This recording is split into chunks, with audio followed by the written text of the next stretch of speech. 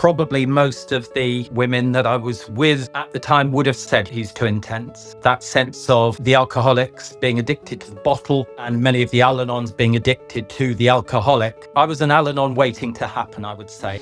But once my wife stopped drinking and went into AA, I no longer had anybody to blame. You have two sick people leaning against each other, and one of them stands up, the other person, in this case me, can land flat on their face.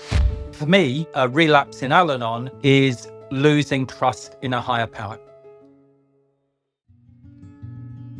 Hello and welcome to 12 Steps and 12 Questions. My name is Silvio and I'm an addict. This pod is full of personal and inspirational stories of recovery from addiction. And in every episode, I'll ask each guest the same 12 questions about their life, addiction, and recovery. Quick warning, there will be some graphic descriptions and a healthy amount of swearing. For this episode, please welcome Tony. Hi spiritual seekers, welcome to this new episode of 12 Steps and 12 Questions. I'm looking forward to speaking to my guest today as we have someone from Al-Anon with us today. In the meantime, if you or someone you know would like to be a guest on the pod, reach out to me on 12steps12questions@gmail.com or join our WhatsApp group. All links are in the show notes. And with that, let's get to my guest for today. Tony, please introduce yourself. Hi, Silvio. Thank you for inviting me to be on your podcast. So my name is Tony S., and I'm based in Sheffield. I'm a member of Al-Anon, and I have been a member of Al-Anon for 29 years now. Wonderful. Thank you so much. That's a long, long time. Before we get going with the first question, how do you... Well, let me rephrase actually right there. Do you have such a thing as abstinence/sobriety and Al-Anon, or do we talk about it in different terms? So just before I make I'm trying to avoid literally all the ignorant mistakes. Okay. People talk about it in different ways. There's no set language to describe this. What we do is to work the 12 steps. Right. And the 12 steps of Al-Anon are exactly the same as the 12 steps of AA, except for step 12. And in step 12, we talk about carrying this message to others. And you guys, AAs talk about carrying this message to alcoholics. Yeah. That is the only difference in the 12 steps. So we may well talk about emotional sobriety. Right. Yes, of course. Funnily enough, one of the readings today, one of our daily readings, talked about relapses in Al-Anon, slips in Al-Anon. And we certainly do recognize that as a phenomenon, as something that happens as by virtue of being a human being. And we can define that in our own way. For me, a relapse in Al-Anon is losing trust in a higher power. That's the simplest way I can describe it. Wonderful. Thank you. So, as ever, when it's not about my own fellowship, which is CA and AA, if I get any other terminology wrong or whatever, just call me out on it. Let's get to our first question. The first of the 12 questions I ask every guest on this pod. Question 1, Tony, is, did you have any adverse childhood experiences? Not in the way that many Al-Anons did. So Al-Anon is a fellowship for friends and family of alcoholics. And many people in Al-Anon will have grown up in alcoholic homes. Right. And I didn't. My parents didn't abuse me. They were remarkably loving, affectionate parents. They stayed married for 60 years. And to all intents and purposes, I had a happy home. My most adverse experiences in childhood were at school. So I got a scholarship to a boys' public school. And if I say to you that one of the forms there, the sixth forms, the boys used to walk around wearing spats and had a picture of Queen Victoria on the wall, you will understand what their value system was. It was very racist, homophobic, very misogynistic. No girls in the school, and girls were just to be mocked, frankly. And because I rebelled against that, I was suspended from school at one point. I think I was probably the only boy in my year that wasn't invited to be a prefect when he got to the sixth form. I mean, one of my very good friends was actually sexually abused. He was raped at school. That didn't happen to me. There were some of the male teachers who definitely crossed lines. Probably these days it would be considered to be abuse. There was certainly a table tennis teacher who molested me at one point. But I wouldn't describe my childhood as being unhappy. And it was really only at the fringes. So my mum and dad, brought up during the war, just didn't really deal with emotions, didn't know how to deal with emotions. So I would say I was emotionally stunted.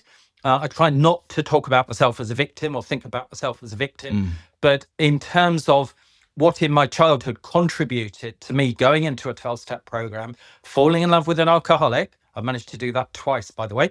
I've married 2 alcoholic women. Both of them came in disguise. But I wouldn't pin it down to my childhood. That's interesting. Thank you. Thank you for sharing, Tony. I've said this many times on here, I don't really ask that question because I think that because we have had adverse childhood experiences that turn us into one thing or another. It's a wonderful question with a view through the prism of addiction and to view our childhoods. I mean, in those terms, if that makes sense. There is the famous ACE study, of course, that was done some years ago about, if you have X amount of adverse childhood experiences, then you're more likely statistically. But we all know, as the ones who have the scars to show for it, that that's not really where it all comes from. Certainly contributes, I would have thought, but it's a matter of opinion, and there's no right or wrong one on this, But it's a great way for us to really get to know the people, to get to know who we are, to get to know our guest, and to calibrate a little bit where they come from, if that makes sense. Take us back just for another second, if you don't mind indulging me a little bit, to that school that you talked about. It sounds like a different era in a different world to what we have. We have so much more and still not enough awareness around so many issues nowadays. And, be it around mental health, be it around racism and all those things that are really important issues, social issues as well. And it seems as if that was a time and a space where none of that was there. It absolutely wasn't. It was appalling the way that the very, very few black boys at school were treated. And as I say, the attitude towards women, the mockery, continually putting down women. I suppose in a way that is abusive, because if that's how you're brought up, and so many products of that school did grow up to be seriously dysfunctional individuals. There's one of them, I won't name him, but there's one of them who is a very, very prominent public figure. And I think if I were to mention his name, many of you would say, oh my God, it's just that was the kind of person that school was producing. So the good thing about it was it gave me something to rebel against. So as the child of the 60s, Rolling Stones, David Bowie played at the pub down the road from us. My friend's brother played in his band. So that sense of rock and roll and rebellion and coming out against the establishment, the imperial view of Britain, which is what we were force-fed at school, did contribute towards my identity. Yeah. It's a matter for an entirely different podcast, so we're not going to go at length into it. But the idea, I just find it abhorrent. One, the idea of not having any women around. In any space, really. I mean, most boys' nights out They're just, it's a bit soulless, I suppose. But more than anything, this idea of here we are as men, we get together in these cliques, and it's just a really sad state of affairs if that all we do. When we get together, just men, just boys everywhere, and all that we do is we talk badly about women. It's an appalling look, I have to say, and it's perhaps one of the many reasons why there are quite a few issues around in our lives, in our daily lives today, that affect women, adversely. It's a different podcast, so let's return to our questions. Thank you for sharing this, Tony. It's really fascinating insight. Our question 2. What did the moment you first got hooked / the fun times look like? Now, when I wrote these questions, obviously I was only thinking of interviewing people who were in AA or in CA, and most of us in one way or another have a party phase of sorts. So let's turn this around a little bit for Al-Anon and I'd turn it around for other fellowships and rephrase it. How would we rephrase it for Al-Anon, do you think? Well, I think many of us in Al-Anon would recognize our addictions, but they are different to alcohol. So in terms of that golden moment where you got hooked, I can still remember my first pint of beer. I loved drinking beer. I loved alcohol as a teenager. The difference for me, though, was that I didn't have the allergy. I didn't have the allergic reaction. So I would drink at parties. We'd smuggle in all sorts of drink. We'd put into our hip flasks, etc. And I loved it. But after a little while, I didn't want any more. I just wanted to go to sleep.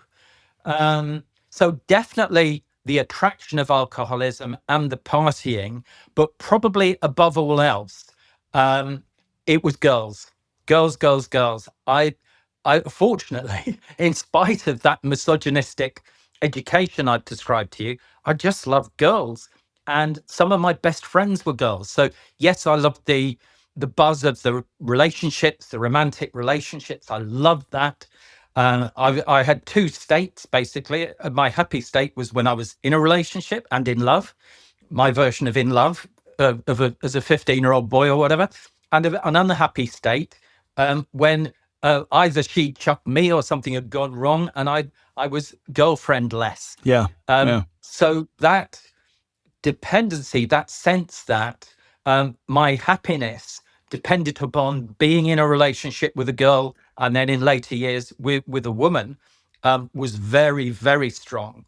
And when I lived with a woman at university and she ended the relationship after we'd been living together for a year, that was one of my absolute rock bottoms. That was when Winston Churchill called it Black Dog, didn't he? That was when I was at York University. I was walking along across the bridge over the Ouse, and I didn't actively think about it or do anything about it, but it was certainly very tempting, the lure of chucking myself into the Ouse, because that relationship had come to an end. Mm-hmm. In a way, I mean, the obvious question, I suppose, would be, did you or do you see relationships, love relationships, romantic relationships as a form of addictive behavior at that time for yourself? Absolutely.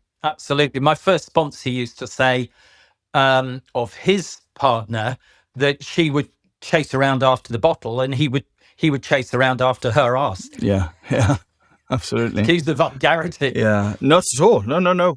We're a very open podcast, and there's a trigger warning at the beginning as well to say that there's some fruity language in here, and I welcome it. We talk about matters that get under our skin, and so fruity language is very much allowed and welcomed. So swear away if we wanted to. Was there any thinking around this time? I mean, you were talking about you as being a sort of in your late teens and early 20s, maybe, that your behavior was a little bit strong, intense, that sort of thing. Was there a sense of that already or not quite yet? I was definitely driven. So one of the addictions that many of us in Al-Anon talk about is workaholism. And in terms of a good role model, my dad used to literally work 7 days a week, about 16-hour days. And he used to work from home. So he had his typewriter in the living room, and we tiptoed around him for much of the time. So I absolutely threw myself into student politics, into community projects, and really focused on the career that I wanted to follow. So certainly that was a bit heavy. I think probably most of the women that I was with at the time would have said he's too intense. That sense of the alcoholics being addicted to the bottle, and many of the Al-Anons being addicted to the alcoholic. So I was an Al-Anon waiting to happen, I would say. Interesting. I mean, as someone who has been told quite often in his life, and quite not rarely by, let me rephrase this. I've often, and mostly by women, been told, you're a bit too intense. You're a bit much. Yep. So there's a common. I think there's a commonality here that I find a little bit surprising, because obviously I very much am an alcoholic and an addict. So, but some of those experiences are clearly shared. How did it progress from there? These were, I'm assuming, times where you weren't experiencing any major consequences or quite yet. How did it progress a bit more and a bit further before we come to our question 3, which is about rock bottoms? Yes. So to just continue the timeline, that was my relationship. We had actually bought a house together. My first serious live-in girlfriend, and she went off with one of our mutual friends. She went off with him, and absolutely overnight she disappeared out of my world. And in saying I was an Al-Anon waiting to happen, the person who I then met and fell into a relationship with, fell in love with, was the person who was the first alcoholic in my life, and who, as a result of that marriage, we were married for 20 years. As a result of that marriage, went into Al-Anon. So here was this woman who showed up, who was very attractive, very funny, very funny. The life and soul of the party.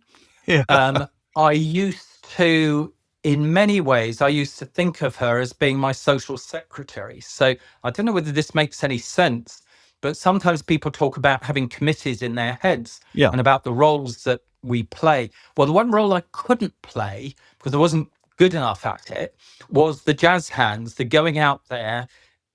So you're in a party, you don't know anybody, you sink or swim. Well, I would sink, whereas my wife would just immediately engage with other people.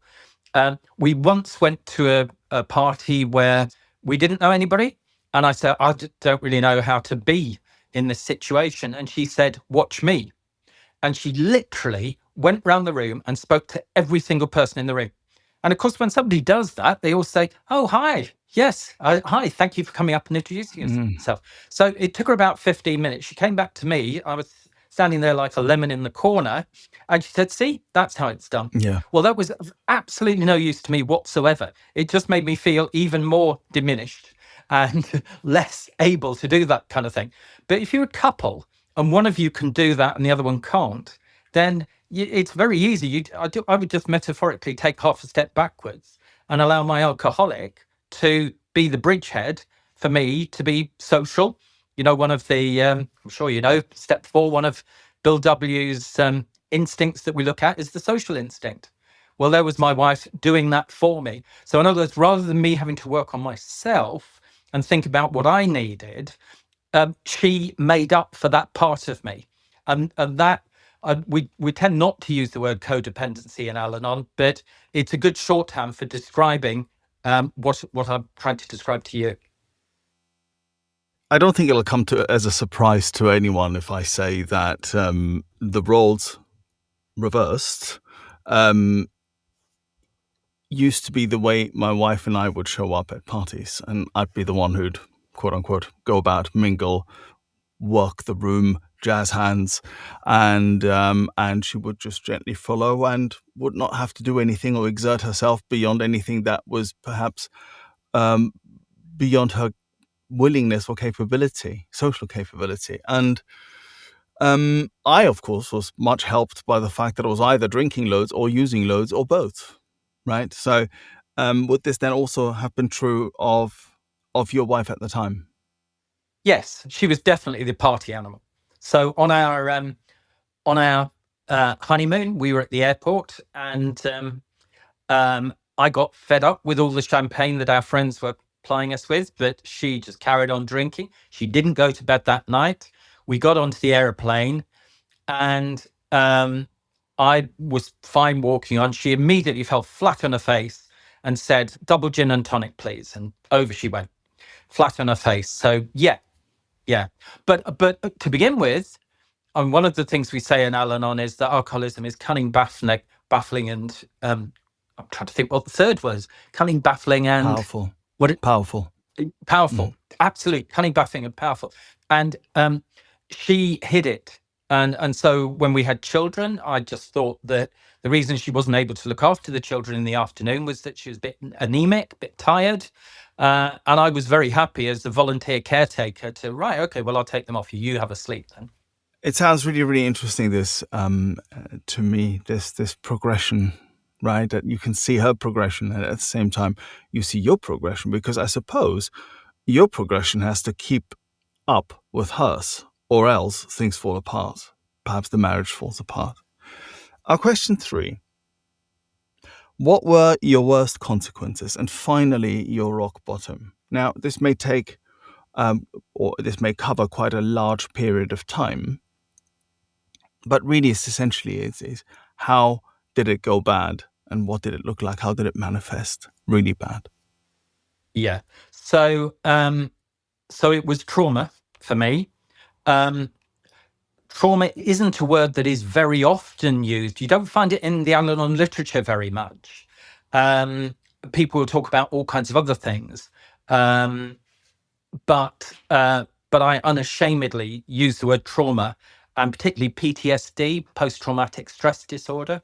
So in terms of what physically happened, we lost our first child because if an alcoholic drinks during the pregnancy, then that can result in fetal alcohol syndrome. And we lost Daniel at 28 weeks. We then had 2 live births, and those children are now grown up, perfectly healthy, and living a good life. But then our 4th birth, the same thing happened again. And everybody had said, because alcoholism wasn't being mentioned as a factor, everybody had said, oh, this is 1 in a million, can't possibly happen again. And in many ways, the second stillbirth, that was Nadia at 35 weeks, the second stillbirth was even worse, because by that stage, I knew what it was like to have a child, welcome a child into the world. And those 2 events, together with the outing of my wife by our best friend when we were on holiday, because I didn't know. Denial is very, very strong. And as I say, my wife's cunning, baffling, and powerful disease meant it was covered up. So my friend Phil saying what had happened, outing her, together with the 2 stillbirths were traumatic moments for me. And I wasn't in Al-Anon. I was the strong one. Yeah. That's what I told myself, Sylvia. I was the strong one. And I do remember looking up and saying to saying to a higher power, who I didn't particularly have a strong belief in or whatever, you can do anything you like to me and I will survive. And I had this image of myself as like one of these American footballers with these reinforced padding on the shoulders. You've done this and you've done that and you've done the other, and I'm still standing. And that was how I thought of myself, as I was the mature one. I was the strong one. I was the one keeping the job down. I had a very responsible job, many, many people working for me.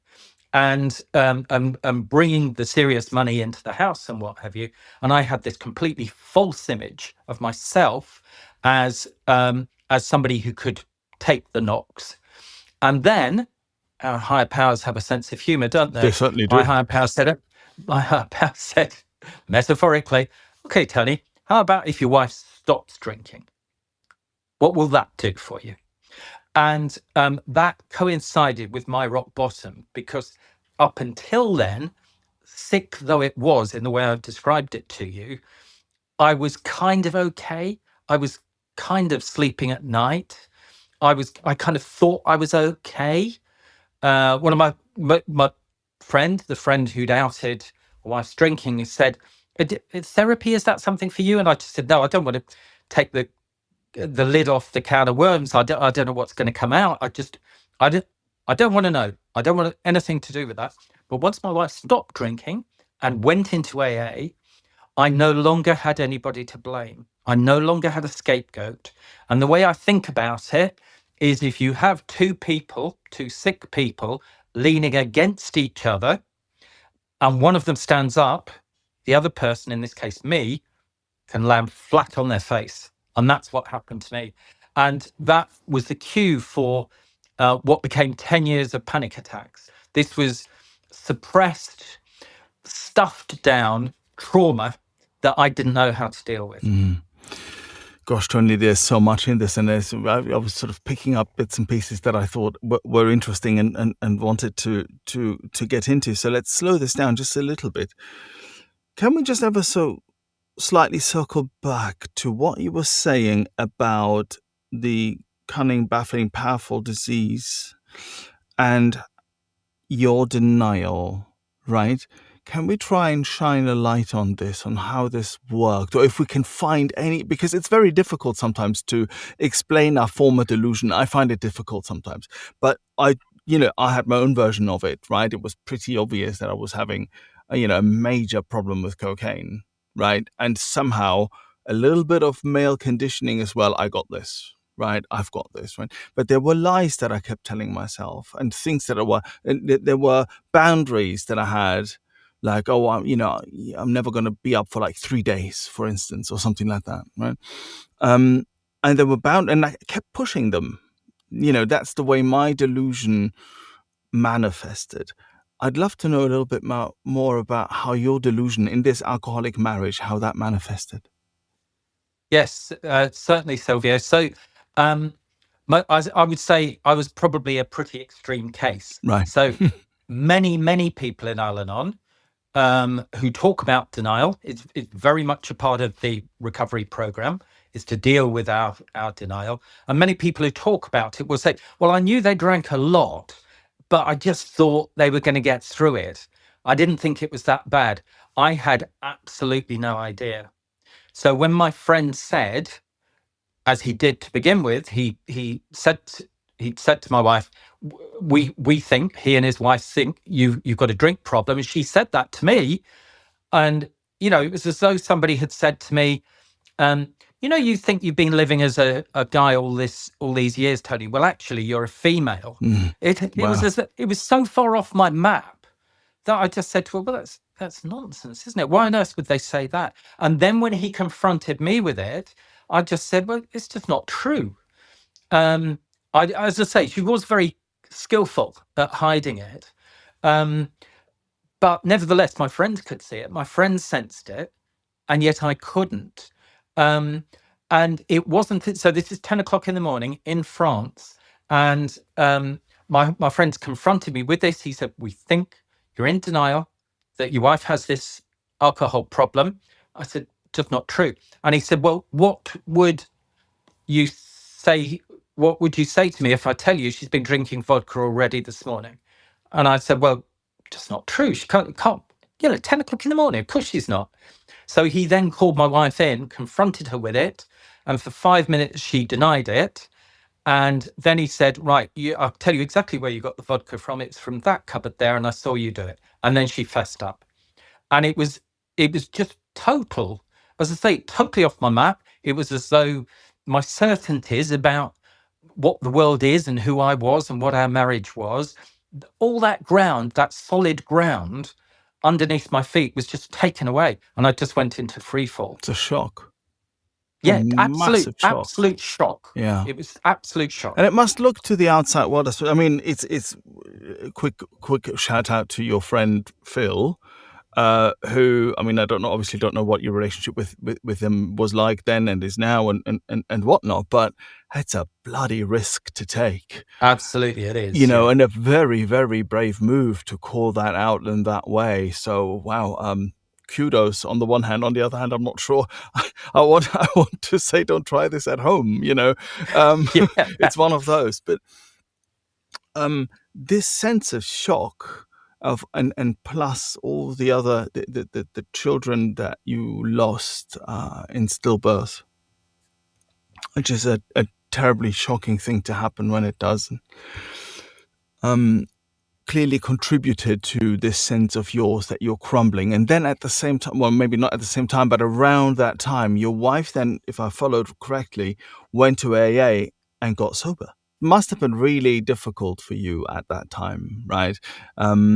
So you went into a long period, you said, of panic attacks. Now I know something of panic attacks, and I can tell you, and you will probably echo this, they are an absolute shock to the system if they're the proper ones, the real ones, right? Rather than the heightened anxiety ones, which I also had at a different time. If they're the real ones, there's a sense that you're dying. This is it. It's over, right? Was this what you were experiencing? Yeah, I mean, it used to be so physical. If I was in a car and one happened, it would steam up all the windows. Yeah. If I was wearing a light blue shirt, it would turn dark blue within minutes. And all I wanted, as I say, had this professional role, and suddenly this would happen to me. And all I wanted to do was just to leave the room, and I couldn't think. I couldn't think straight. It was as though somebody had turned an electric fire on in the back of my head, and it was just frying my brain. Yeah. It feels really frightening, although physiologically, while a lot is happening and so on, it's actually not dangerous at all. But you feel in danger at that time, don't you? And I remember, always just not really being able to breathe properly and so on and so forth. And if anyone's out there, do get this addressed. It is treatable. Cognitive behavioral therapy and all sorts of other things will really help with that. And we could talk about panic attacks for a while, but we're not going to. We're going to talk about you then coming into the room, because that's what you did, if I got it right, in terms of timing. You chose then to come into Al-Anon. How did you hear about Al-Anon anyway? If you're enjoying this podcast and would like other addicts and alcoholics to hear it, then please make the pesky AIs and algorithms work their 12th step. Hit like and subscribe. Okay, so my wife had said to me on one occasion, do you want to find out about alcoholism? And my reply in my ignorance and arrogance to her was, I know all there is to know about alcoholism. It's a moral weakness. You drink or you drank far too much. You shouldn't have done it, and you should just have stopped. There we are, no charge. That is my view on alcoholism. And that's the line I held for several years. And one day, and I don't know what made me, I do know what made me do it. It was the touch of a higher power hand, metaphorically, between my shoulder blades, saying, think differently. Open your mind this tiny bit. One of our readings in one of our daily readers talks about the clenched fist of denial and ignorance in Al-Anon. And it's a clenched fist of ego, self-will, and denial. And what the reading says is, if I can open my clenched fist just the tiniest bit, then a higher power's hand can come in and take my hand, and the higher power will do the rest. And that is exactly what happened for me. I went along to this open AA meeting. There was 44 people in the room, and all the alcoholics thought I was a newcomer. I was a newcomer as an alcoholic. And I would say, no, it's not me, it's her, and point at her. And they completely ignored me. And they carried on saying things like, there's hope.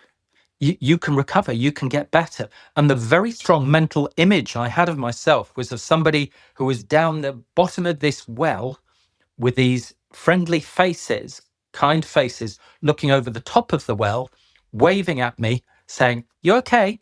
You're right down there. We can help you. There is hope for you." And at the end of that meeting, somebody came up to me who was an Al-Anon from that opening meeting and said, "There's a meeting for you on the Saturday." And I went along on the Saturday, and that was 29 and a half years ago. And Al-Anon's completely transformed my life. Lovely. Wonderful. Thank you. We'll find out how with the rest of the questions. Our question 4, at your worst, did you ever want to die? Did you consider suicide? So I've described to you that that moment walking across the bridge in York.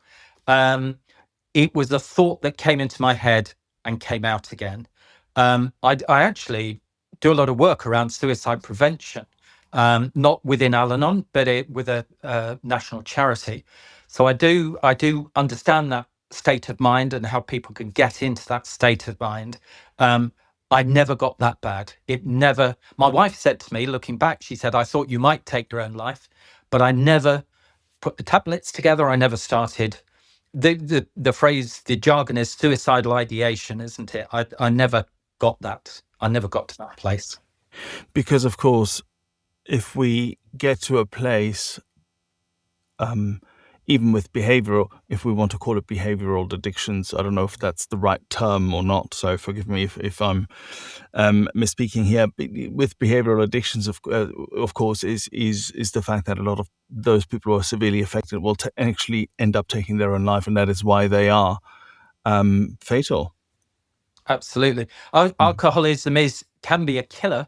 It's a life or death disease for friends and families of alcoholics in exactly the same way as it is for alcoholics as well. Right. Excellent. Thank you. Our question 5, and again, let's discuss if this needs or how this needs twisting a little bit. So our question 5 is, what other methods did you try to get sober before finding the rooms? Yeah, well, I tried absolutely everything, Sylvia. And I had to do this. I mean, I regard this as part of my journey now. So I had people sticking needles in me with acupuncture. I went to umpteen therapists.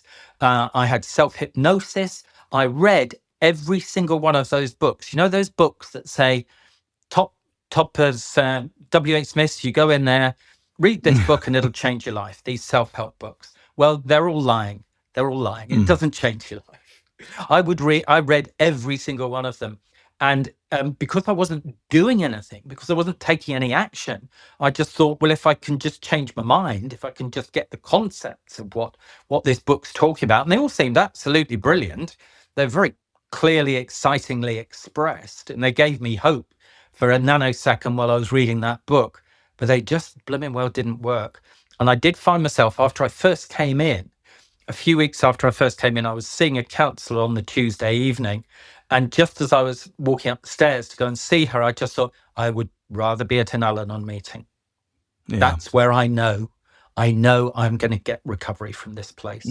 I knew from the first meeting the kindness, the humour, the way that people were talking about their alcoholic loved ones and their lives with them in a way that clearly they were managing and having a good life in spite of, in many cases, their alcoholics still drinking. Yeah, absolutely. Thank you very much. I feel compelled to nonetheless defend, therapy and even the odd self-help book and so on. They are good things in their own right. They really are. Just because they didn't help us with our rather specific problem, I suppose, it doesn't mean that they're bad in and of themselves. But maybe that's just self-explanatory and it doesn't need my defending. I just feel that I think surely someone is going to get something out of those sort of things, but I sure didn't, and certainly not what I wanted, Thank you, Tony. So when you came into Al-Anon, that's our question 6, did you struggle with the word God? Not really. I'm not religious. I've never been religious. I'm actually pretty anti-religious. I mean, I studied history, and whether it's the Spanish Inquisition or modern history, religion has religion has led, in my mind, to my mind, religion has led to so many of the problems in the world, the cruelty in the world that that I can't be doing with religion at all. But the idea that there was something that was greater than me, I didn't find that terribly difficult to grasp that. All that they said to me when I first came in, you may well hear the same thing in AA meetings, I don't know. All that they said to me was, the only thing you need to know about your higher power is that it's not you. And I found that quite an easy concept to grasp. And I was very, very fortunate. In my first Al-Anon meeting, there was a guy who became my first sponsor. And he's an ex-miner. He was on the picket lines at Orgreave, really down-to-earth guy. And he talked, he was a very spiritual man, and he talked in a very inspiring way about his relationship with his higher power. And I got it. But I think because I got to that point of, the acronym gift of despair as God, because I got to that point, I've been so softened up by the panic attacks and the despair that that I was receptive. I was an open mind. My clenched fist had opened that tiny bit. Right. Yeah. Yeah. In that way, as the book says, alcohol is the great persuader, directly or indirectly. And it needs to be, because otherwise you speak of a closed fist. We often speak of closed-mindedness in AA and CA, the how, HOW, honesty, open-mindedness, willingness. I often refer to it personally as closed-heartedness that was plaguing me, right? And if you are closed-hearted, then nothing can really enter, and my disease centers in my heart. It's in my soul and in my heart, and I had to there had to be a crack in there somewhere. Yes, no pun intended. Yeah. But there had to be something for the light to come in. Yeah, beautifully said. Our question 7: how do you experience your higher power today? So I have a very, very, very strong belief, faith, trust in a higher power. And all I can say is that experience of being the rebel in school that I described to you, I didn't want, I used to dodge religion. I managed to persuade my dad to write to the school and say, can this boy be excused RE? So I absolutely wouldn't take anything, haven't taken anything that I've been given. It's the version of religion, God, that was handed to me as a teenager was, read this book, it's all in there, believe this. And that doesn't work for me. I have to experience a higher power in my life. And I experience that on a regular basis. I experience miracles. And that isn't a word. I mean, if I'd have heard that in my first Al-Anon meeting, I'd have thought, right, they really have been at the Kool-Aid here. Miracles are loaves and fishes and water into wine and that kind of thing. But I experience miracles on a daily basis, whether it's getting encouragement from seeing people come into Al-Anon and you see the light coming on in their eyes, and that sense of hope and recovery and inspiration. Absolutely. One of our slogans is together we can make it. So absolutely inspiration from other people, but it's acted directly in my life. So I'm going to give you a very specific example. I could give you many, many more, Silvio, but here's a very direct, concrete example. So I'm retired now. On my last day at work, the GP gave me a call. The blood test that I'd had taken for something totally different showed up prostate cancer. So I was given a cancer diagnosis on my last day at work.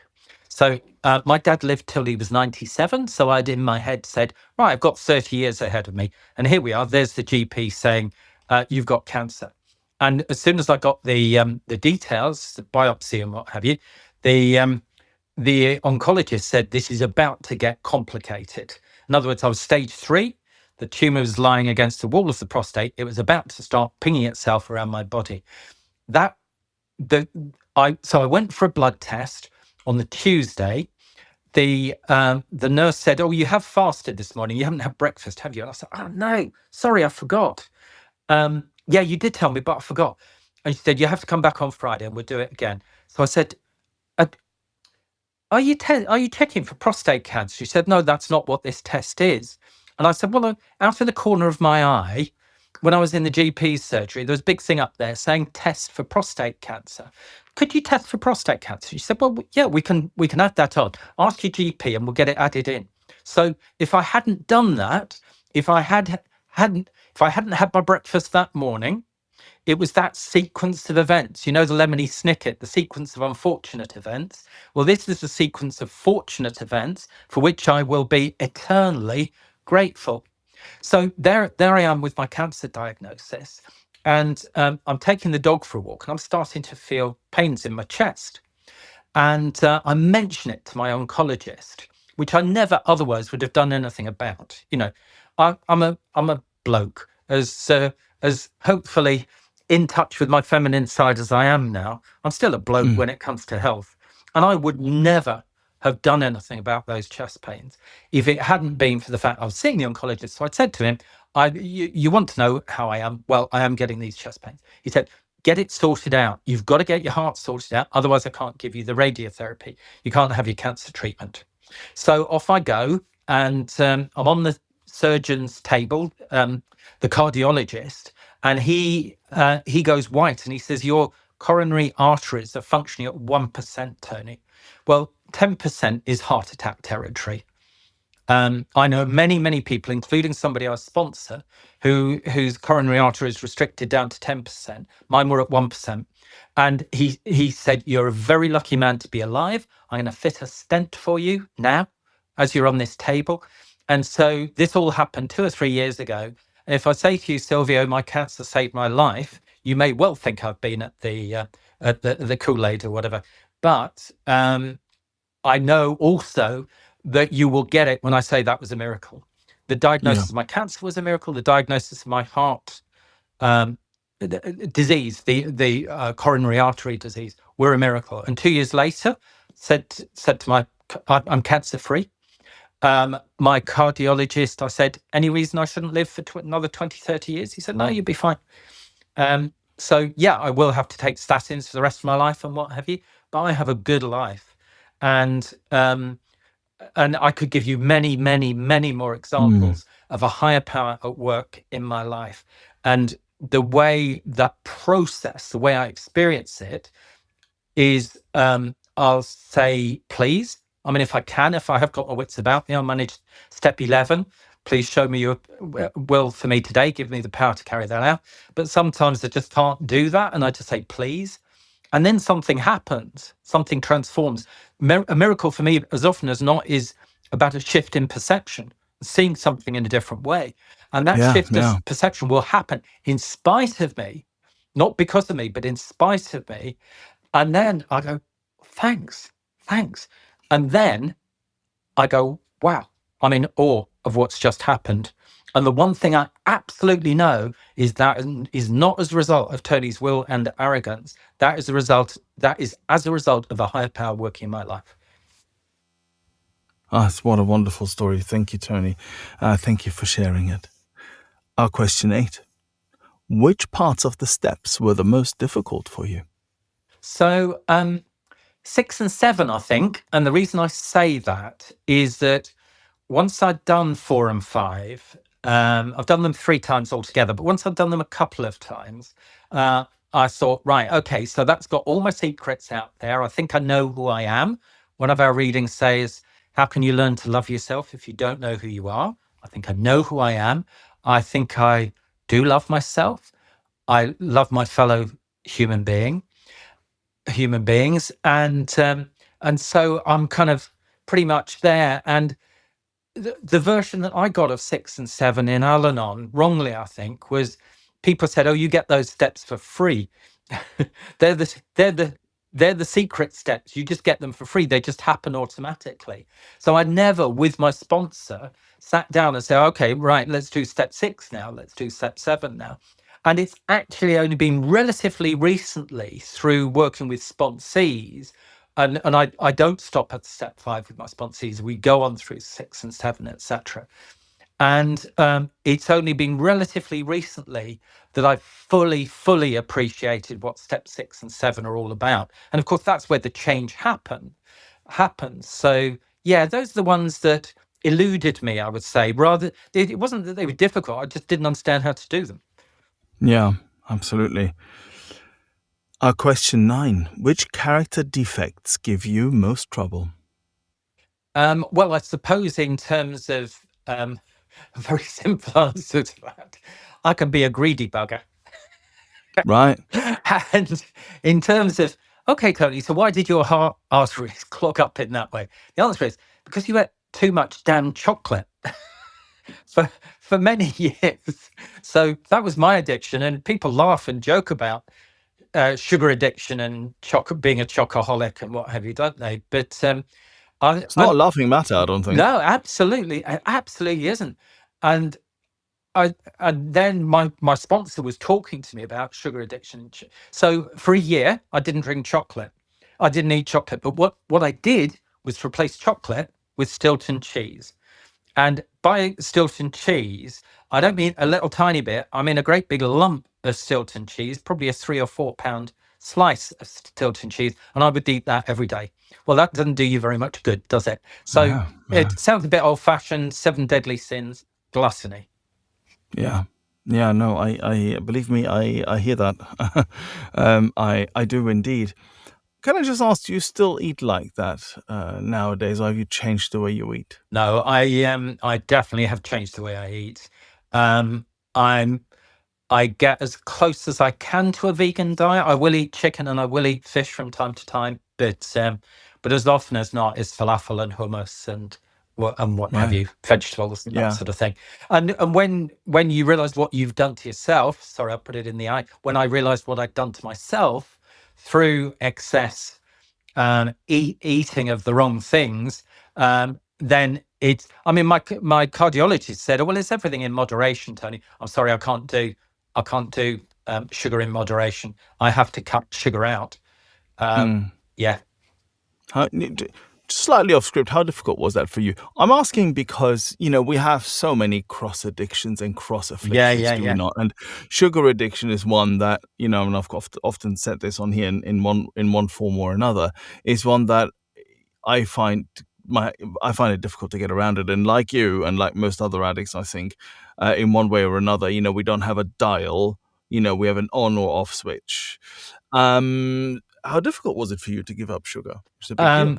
To be abstinent wasn't difficult at all. To try and cut down, I just couldn't do it. Interesting. Thank you, Tony. Question 10. What's the best thing recovery has given you? So one of our questions in one of our pamphlets, it's an Anon leaflet of the 12 steps and 12 traditions. And in the introduction, it's got this brilliant question there. And the question is, what do you think living is for? And recovery has given me a purpose in life and an answer to that question. And my answer, very simply, is to serve. And that isn't a kind of Uriah Heep, ever so humble, what do you want, Your Majesty? I don't mean that kind of service at all. I mean giving back in Al-Anon. If I do service in Al-Anon every day for the rest of my life, I won't be able to give back everything that I have received. So this isn't a kind of, aren't I great? Look at me, guys. Look, what a fantastic example of recovery. I can't remember the phrase you used, Silvio, but a kind of Al-Anon God or whatever it was. It's not that at all, but just to be there for people who are struggling. So that is absolute part of service. But the way I think about it is that what I want to do in my life is to do the best with what I've got, with what I've been given. And I have been given many gifts, many of them through recovery. I can really listen now. I can really empathize. I can be a good sponsor. I'm a fantastic granddad. I tell great stories to my grandchildren. I'm very loyal. And also through my profession, through that workaholism, it does have an upside. And that upside is it can make you very successful in your career. I had a very successful career. And I live in Sheffield. I know people in Sheffield. I'm trying to find the best way of phrasing it. I know the chief executive of the council, chief executive of the Crucible Theatre, etc., etc., etc., chief constable, etc. So when somebody said to me, "Would you join us in doing suicide prevention work?" I said, "Yeah, I'd be happy to help." And I said, what can my contribution be?" And they said, "Bring your address book." Okay, so I can do that. I've written and self-published a children's book, and recorded that as audio books and what have you. My grandchildren, several of them, listen to it every single night, and I ham it up with all these ridiculous voices and what have you. Great fun, and they love it. So service can take many forms. As a dad, as somebody in Al-Anon, as doing public service, doing voluntary service, doing Al-Anon service, and I love to do that. And so that gives me a good answer to that question. And that for me is the biggest thing that I've got from recovery. I mean, I could add that relationship with a higher power as well, but I think they're intertwined. I think everyone's going to want an answer to this. What's the name of the book? Banksy and the Yin Yang Twins. And Banksy is the most notorious criminal in Southeast London, but he has an Achilles heel. And his Achilles heel is that he loves ants, especially baby ants. And he goes to rob the bank, and there is an ant walking across the forehead of the bank manager. So he puts his pistols down to rescue the ant and take the ant to the vet because he's worried that the ant might be injured, and so on. Lovely. This is really great. Thank you so much. I had no idea of any of this. So for the listener, right. This was as much a surprise to me as it is to you. Banksy and the Yin Yang Twins. That's it. That's the title. Lovely. You won't find an ISBN number. It's self-published. But if anybody wants to drop me a note through you, Silvio, I'm more than happy to pop a copy in the post. Wonderful. Thank you so much. If anybody wants it, get in touch with me. 12steps12questions@gmail.com. Our question 11. What would you say to a newcomer or someone wondering if they're an addict, or in this case, if they're an Al-Anon? So our traditions are very helpful. So having said that, our steps mirror the AA steps, the traditions don't. And one of our traditions says the only requirement for membership is that there be a problem with a friend or relative, a problem with drinking with a friend or relative.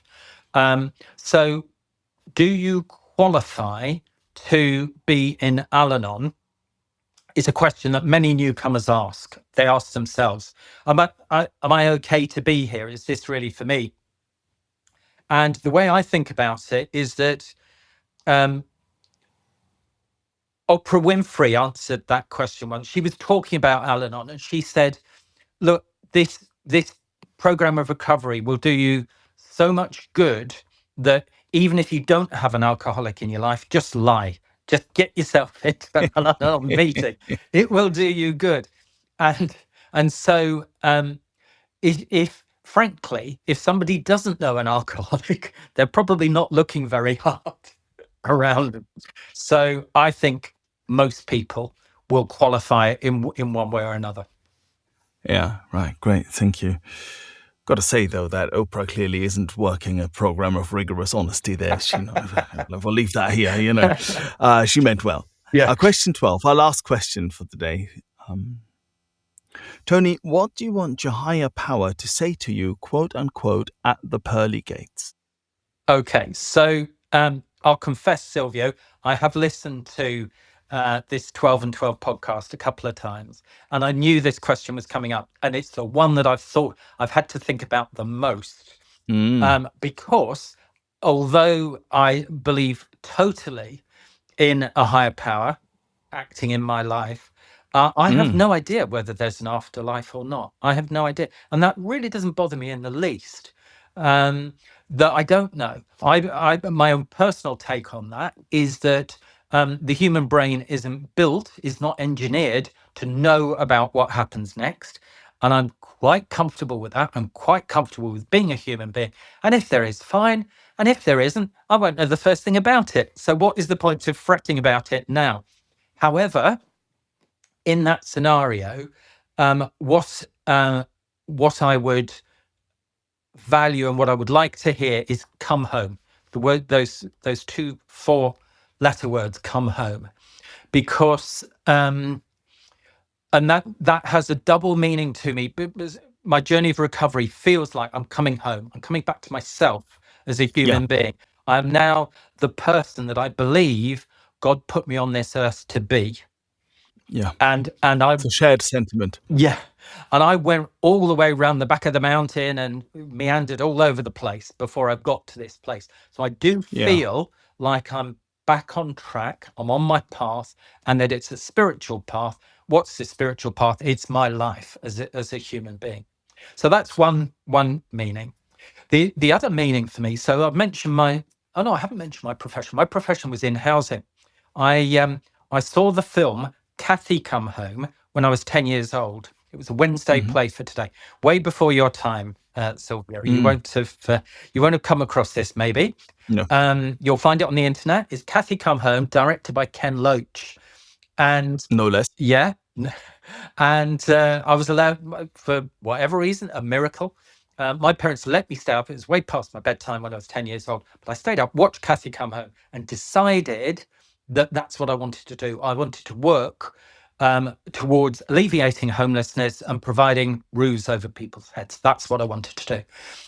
In the organisation I worked for until I retired a couple of years ago, we had that phrase "come home" literally engraved in tablets of stone on the threshold to our office. So every day I would walk into the office and I would walk over those words, "come home." And that's what we aimed to make our organization. We aimed to make it a family, a sense of coming home to a lovely place to work. In all our affairs, I used everything that was in that 12-step program and recovery and what have you in the way that I showed up for work, in the way that I coached younger people, in the way that I led.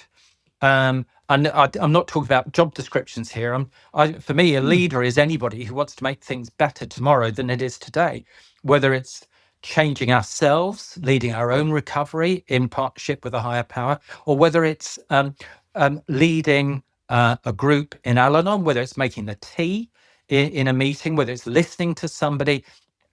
For me, anybody who wants to make things better, in other words, anybody who wants to change. This is all about change. This program of recovery is all about change. Anybody who wants to change and change their world for the better is a leader, has the potential to be a leader. And that phrase there, "come home," was came directly from Kathy Come Home. Everybody knew my story at work. I would all tell everybody about Kathy Come Home and that film and the impact it had on me. And I just thought, I found professionally, I found those words beautiful, and spiritually, I found those words beautiful as well. Yeah, they are beautiful indeed. Come home. It's a wonderful, wonderful way of ending this podcast.